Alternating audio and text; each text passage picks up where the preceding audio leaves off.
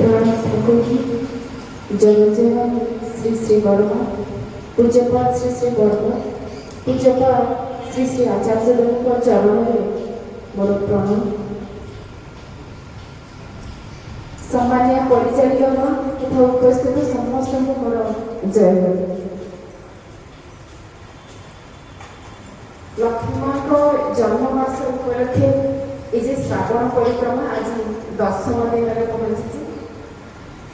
प्राय सब मातृ सम्मेलन की जीवा भर देखिए यहाँ गोटे क्वेश्चन उठे जे लगातार मातृ सम्मेलन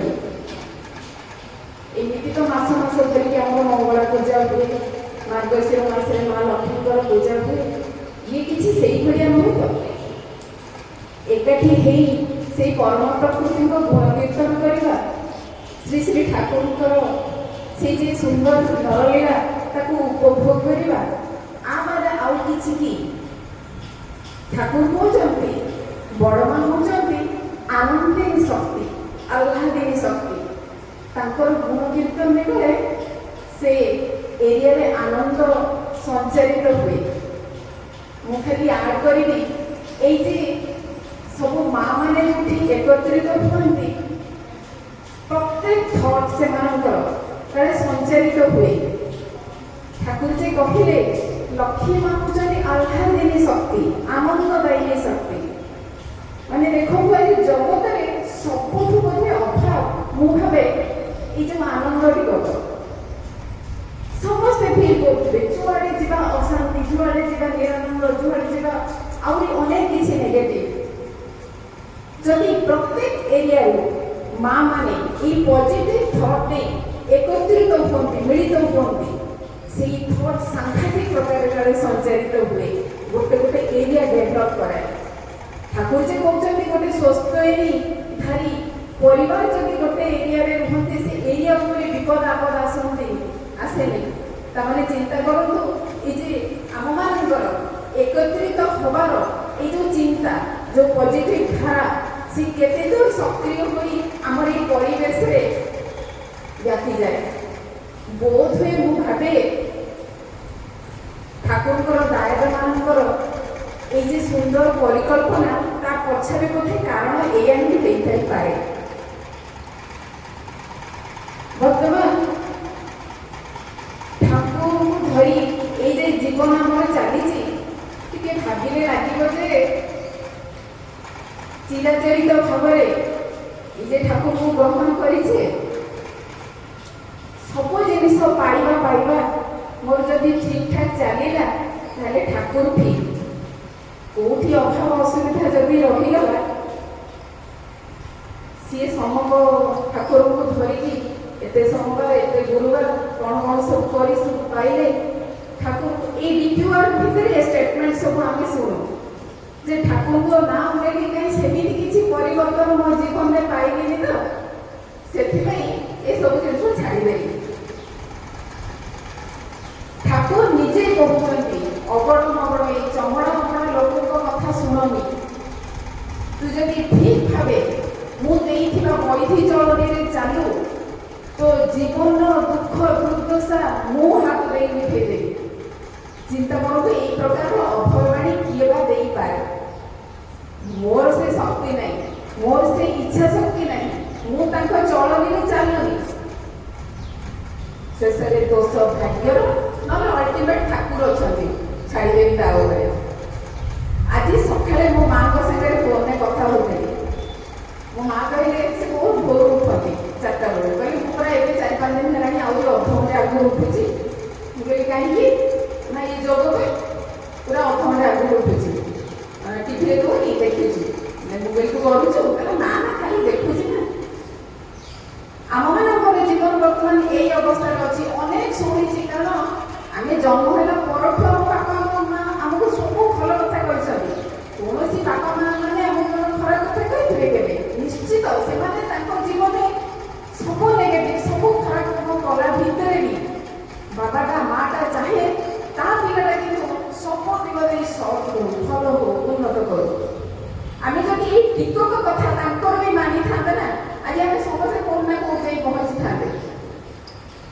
माँ कहते ठाकुर केवल ଏ ଯେ ନାରୀମାନଙ୍କ ପାଇଁ ଦେଇଛନ୍ତି, ପୁରୁଷମାନଙ୍କ ପାଇଁ କିଛି ଦେଇଛନ୍ତି। ହଜାର ହଜାର ବାଣୀ ମାଆମାନଙ୍କ ପାଇଁ 2-4 ଖଣ୍ଡ ବୋଧେ ପୁସ୍ତକ, ନାରୀର ନୀତି ନାରୀ କଥା ଏମିତି କିଛି ବାଣୀ ଥାଇପାରେ। ପୁରୁଷମାନଙ୍କ ପାଇଁ ଲଙ୍ଗ୍ ପାୱାର ଲିଷ୍ଟ କରିଲେ ତାଙ୍କ ଜୀବନ ସରିବନି ଠାକୁର ଯାହା ପୁରୁଷମାନଙ୍କ ପାଇଁ ଦେଇଛନ୍ତି। କିନ୍ତୁ କଥା ଉଠେ କରିବ କିଏ? ସେଇଭଳିଆ ମା ଯୋଗ୍ୟ ସନ୍ତାନକୁ ଆଣିଲେ ତ। ତେଣୁକରି ମାତୃତ୍ୱ ତିଆରି କରିବା ପାଇଁ ଠାକୁର ଏଇ ଯେ ଧାରା ଦେଇଛନ୍ତି। ଯଦି ଗୋଟେ କହିଲେନି ଗୋଟେ ମା ଯଦି ହେଇଯିବ ଗୋଟେ ଜାତିକି ଠିକ କରିଦେଇ ପାରିବ। ଅର୍ଥାତ୍ ଏଇ ଯେ ସୁସନ୍ତାନ ଜଗତକୁ ଆଣିବ, ଯେ ଭଲ ସନ୍ତାନ, ଯିଏ ଠାକୁରଙ୍କ ପ୍ରତ୍ୟେକ ବାଣୀକି ମାନିବ, ଯେ ପ୍ରତ୍ୟେକ ବାଣୀକି ଲୋକମାନଙ୍କ ଭିତରେ ସଞ୍ଚାରିତ କରିପାରିବ, ଜଗତକୁ ଚେଞ୍ଜ କରିବାର ଶକ୍ତି ତା ପାଖରେ ଥିବ। ସେଥିପାଇଁ ଠାକୁର ଆସିଥିଲେ। ନହେଲେ ବିରାଟ ସତ୍ତା ଠାକୁରଙ୍କ ବିଷୟରେ କୁଆଡୁ ଆରମ୍ଭ କରିବ କୁଆଡେ ସାରିବ। ଏଇ 4 ହାତ ଭିତରେ ବାନ୍ଧିକି ଠାକୁର ଆସିଛନ୍ତି। ଅପୂର୍ବ ଲୀଳା। ଠାକୁର କହିଲେ ଏଇ ଯେ ହଜାର ହଜାର ବର୍ଷ ଭିତରେ ନିଜେ କହୁଛନ୍ତି ଠାକୁର ଏତେ ଥର ଯିବା ଆସିବା ପରେ ହେଇଛି ସବୁ ଉପକ୍ରମ ମାତ୍ର। ଏଇଥର ହିଁ ହବ ପ୍ରକୃତରେ ଲୀଳା। এই যে লীলা সংখ্যে লক্ষ্মী মাଙ୍କୁ ନେଇକି ଆସିଛନ୍ତି ନା, ତାକୁ କହୁଛନ୍ତି ସବୁ ଉପକ୍ରମ। এবার କରିବ ଲୀଳା ଅତି ଚମତ୍କାର। আমি হেন ନାହିଁ জানি আর কে বাছা, ମୁଁ ହିଁ ଜାଣିପାରିବିନି ଏ ଯେ କି ପ୍ରକାର ଲୀଳା। ଲକ୍ଷ୍ମୀ ମାଙ୍କୁ ସାଙ୍ଗରେ ନେଇକି ଆସିକି ଠାକୁର ଏ ଲୀଳା ଦେଖେଇଛନ୍ତି। ଲକ୍ଷ୍ମୀ ମାଙ୍କ ଜୀବନ ଆଲୋଚନା ବିନା ବୋଧହୁଏ ମାତୃ ସମ୍ମିଳନୀ ସକ୍ସେସ୍ ହୁଏ ବୋଲି ମୁଁ ଭାବେ ନା। କିନ୍ତୁ ଲକ୍ଷ୍ମୀ ମାଙ୍କର ଜୀବନ ଆରମ୍ଭ କରିବ କୋଉଠି? ତାଙ୍କର ଚଳନୀରେ। ଟୋଟାଲ ଯଦି ଗ୍ରହ ସାକାରରେ ଦେଖିବା, ଲକ୍ଷ୍ମୀ ମାଙ୍କର ଗୋଟେ ଜିନିଷ ମାନିବା।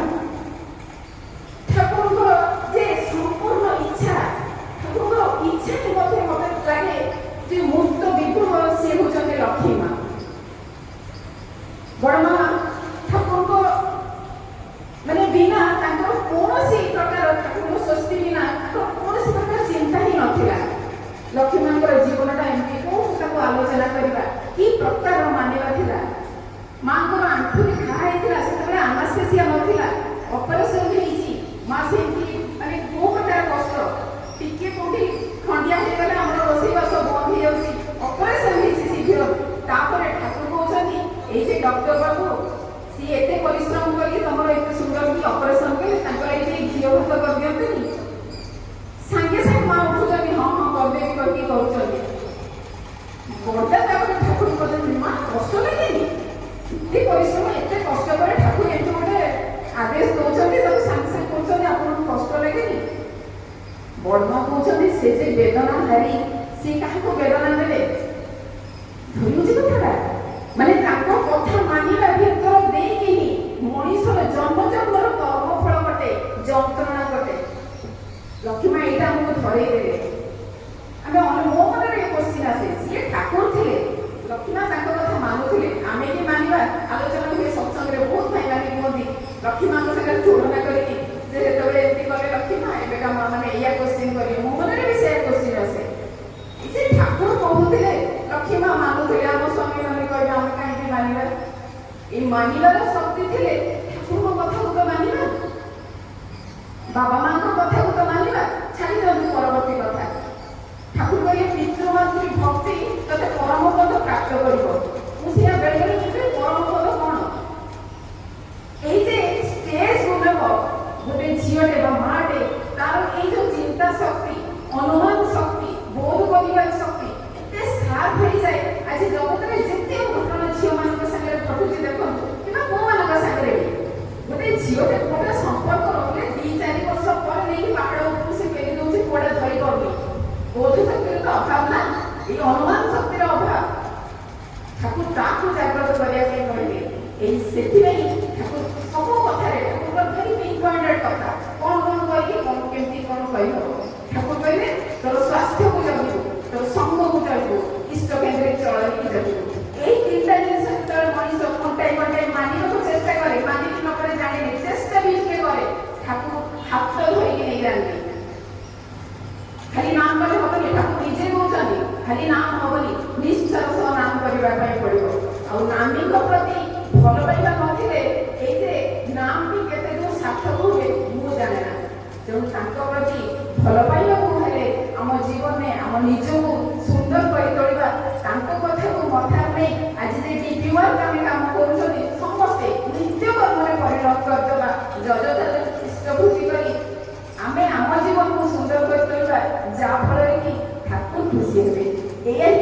ଜୀବନର ଲକ୍ଷ୍ୟ ହଉ। ସମସ୍ତଙ୍କର ମଙ୍ଗଳ କାମନା କରି ରହିବି। ଜୟ